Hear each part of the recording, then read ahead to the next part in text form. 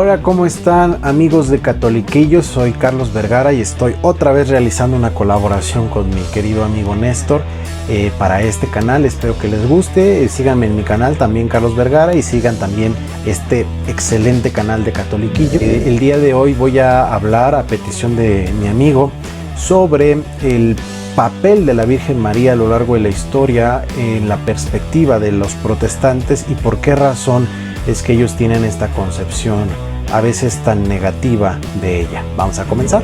En este análisis más o menos histórico que vamos a hacer respecto de la concepción que ha tenido el protestantismo sobre la Virgen María, tenemos que hacer primero una diferenciación entre corrientes protestantes. Primero vamos a tener aquellas denominaciones que surgieron como denominaciones históricas a partir de la reforma de Lutero, y las otras que no tienen una conexión directa respecto de Lutero, que son las que han surgido principalmente a finales del siglo XIX y principios del siglo XX, y que tienen sobre todo un origen en Estados Unidos y por lo tanto unas ideas un poco raras. Así vamos a diferenciar entre corrientes históricas y corrientes no históricas, y vamos a ver que de ahí viene también la diferenciación respecto de la concepción que cada una de estas corrientes tiene respecto de la Virgen María. Por ejemplo, la pregunta que me hacía Néstor en un principio era por qué, si Lutero era mariano y amaba a la Virgen María, es que se fue desvirtuando tanto el movimiento protestante respecto de la concepción sobre la Virgen María.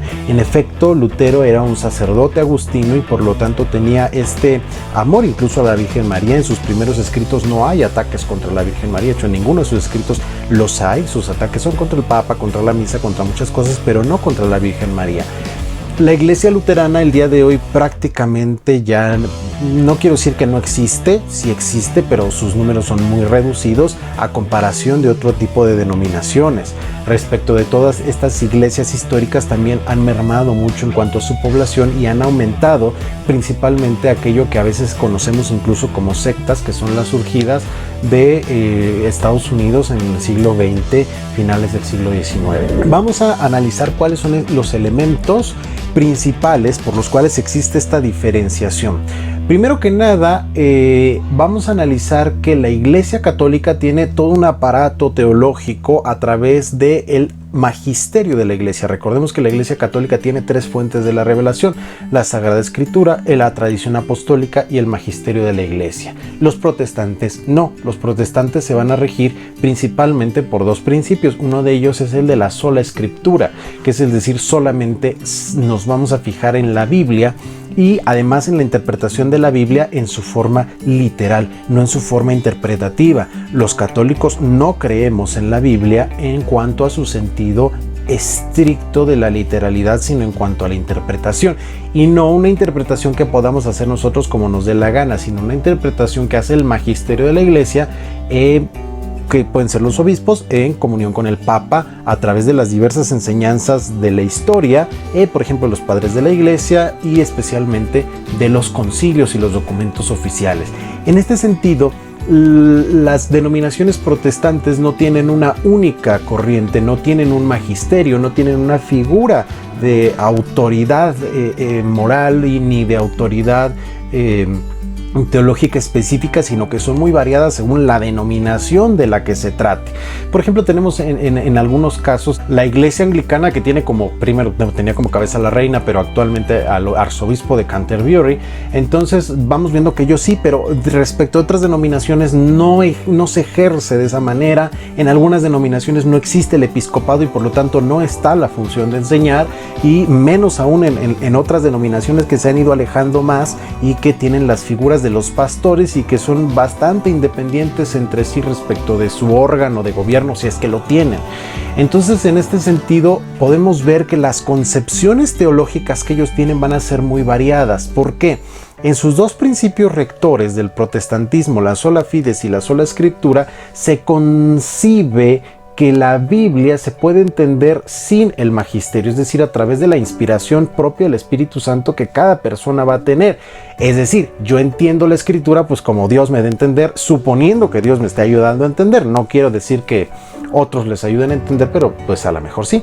Entonces, en este caso, ¿qué es lo que pasa? Que viene la deformación del mensaje teológico a través de esta pérdida. Obviamente existen muchísimas denominaciones protestantes que tienen sus escuelas dominicales o que tienen la enseñanza o que tienen muchísimas maneras de enseñar, pero esto no quiere decir que a veces estén unificados en una sola doctrina protestante. Por lo tanto, algo que tenemos que identificar y diferenciar en este momento es que las concepciones que tengan los protestantes sobre la Virgen María van a variar según se trate de la denominación de la que estemos hablando. Por ejemplo, en las iglesias más antiguas, como la iglesia anglicana, como los luteranos o alguna denominación que haya surgido inmediatamente de una escisión de las iglesias luteranas, pues vamos a hablar de una concepción de la Virgen María en el sentido, pues casi en el sentido que lo tenemos respecto en la iglesia católica, a veces un poquito menos, a veces un poquito más, pero dependiendo mucho también de esa denominación.